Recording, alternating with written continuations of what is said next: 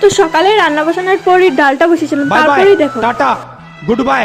তারপরে উনুনে আগুন ধরে দিলাম। আমি সব পারি গাইস, তোমরা যদি বলো আমাকে আমি আগুন ছাড়াই রান্না করে দিতে পারবো তোমাদেরকে।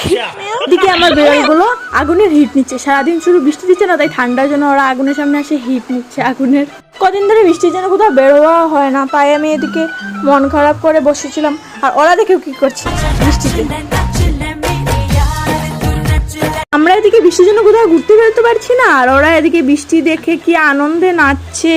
আর কাশ আমরাও যদি এরকম নাচতে পারতাম বৃষ্টিতে গিয়ে, কিন্তু বৃষ্টিতে তো ভিজতে পারবো না। আর এদিকে তো মুরগিগুলো একটা মাছ পেয়েছে, মাছটাকে নিয়ে দৌড়োদৌড়ি করছে, একটার পিছনে একটা দৌড়দৌড়ি করছে। তারপর রাতে বানিয়েছিল মা একটু ঘুগনি, আর আমি বানিয়েছিলাম এদিকে ফুলকো ফুলকো লুচি।